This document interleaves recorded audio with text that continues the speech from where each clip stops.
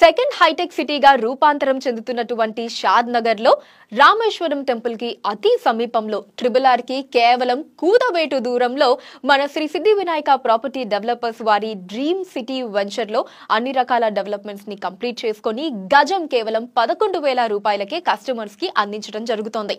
మరి ఈ 11,000 రూపాయలు మనకి రాబోయే 4-5 ఏళ్లలో 50,000 గజమైనా సరే ఆశ్చర్యపోవాల్సిన అవసరం లేదు. అండ్ ఎవరు అందించినటువంటి ఒక అన్బీటబుల్ ప్రైజ్ 11,000 రూపాయల గజం అన్నది మన శ్రీ సిద్ధి వినాయక ప్రాపర్టీ డెవలపర్స్ వారు మాత్రమే అందించడం జరుగుతోంది. మరి ఇంత తక్కువ కాస్ట్ లో ప్లాట్ ని అస్సలు మిస్ చేసుకోకూడదు అనుకుంటున్నారా మన డ్రీమ్ సిటీ వెంచర్ లో? అయితే స్క్రీన్ మీద కనిపిస్తున్న నెంబర్ ని కాంటాక్ట్ చేయండి. బెంగళూరు హైవే వైపు ఎందుకు స్థలాలు కొనాలి, ఎక్కడ కొనాలి, ఏం చెప్తారు? బెంగళూరు హైవే అనేది ఈరోజు చాలా కీలకం. కాశ్మీర్ నుంచి కన్యాకుమారి వరకు డైరెక్ట్ కనెక్టివిటీ ఉన్న ఏకైక ఏరియా ఏదైనా ఉందంటే NH44. సో ఈ NH44ను ఆనుకొని ఉన్న రాష్ట్రాలే ఈ దేశంలో దాదాపుగా బాగా డెవలప్ అయి ఉన్నాయి.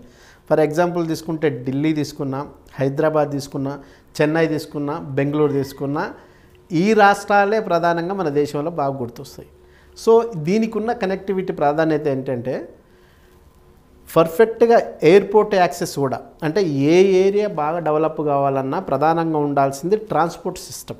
ఇప్పుడు మనం అనుకుంటున్న బెంగళూరు హైవే అనుకుంటే మనకు షాద్ నగర్ అనుకోవచ్చు, ఏది మన హైదరాబాద్కు దగ్గరలో. ఈ షాద్ నగర్ను మనం ప్రధానంగా బేస్ చేసుకొని మాట్లాడగలిగితే ఈ షాద్ నగర్కు ట్రాన్స్పోర్ట్ సిస్టంలో RTC పర్ఫెక్ట్గా ఉంది. NH44 any time national highway. తర్వాత మీకు రైల్వే కూడా ప్రధానంగా బెంగళూరు, చెన్నై, తిరుపతి, రాయలసీమకు సంబంధించిన మొత్తం కూడా ట్రైన్ కనెక్టివిటీ. ఈ ట్రైన్ కనెక్టివిటీలో కూడా MMTS కూడా దీనికి అవైలబుల్గా ఉంది. మొన్నటి వరకు ఫలక్నుమా వరకు మాత్రమే MMTS ఉండేది. ఇప్పుడు దాన్ని ఎయిర్పోర్ట్ వరకు కూడా సర్వీస్ రన్ అవుతున్నాయి.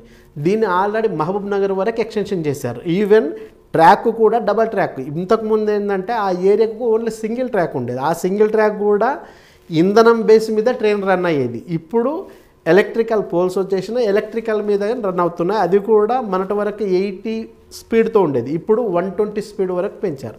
అంటే రైల్వే కనెక్టివిటీ పర్ఫెక్ట్గా ఉంది, RTC కనెక్టివిటీ పర్ఫెక్ట్గా ఉంది. దానికి మించి ఎయిర్పోర్టు, శంషాబాద్ ఎయిర్పోర్ట్ కూడా వెరీ నియర్ బై. కాబట్టి ట్రాన్స్పోర్ట్ పరంగా చూసుకుంటే మీకు అద్భుతంగా ఉంది. ఇక మౌలిక సదుపాయాల్లో వాటరు ఇబ్బంది లేదు. తర్వాత మీకు ఎంటర్టైన్మెంటు అంటే అక్కడ సినిమాకి సంబంధించింది, కానీ ఇప్పుడు హైదరాబాద్లో ఉన్న జూ పార్క్ కూడా అక్కడికి షిఫ్ట్ అవుతుంది. ఆల్రెడీ వర్క్స్ కూడా జరుగుతున్నాయి. సో ఆ ఎంటర్టైన్మెంట్కి సంబంధించింది బాగుంది. తర్వాత హెల్త్కి సంబంధించిన హాస్పిటలిస్టీ బాగున్నాయి.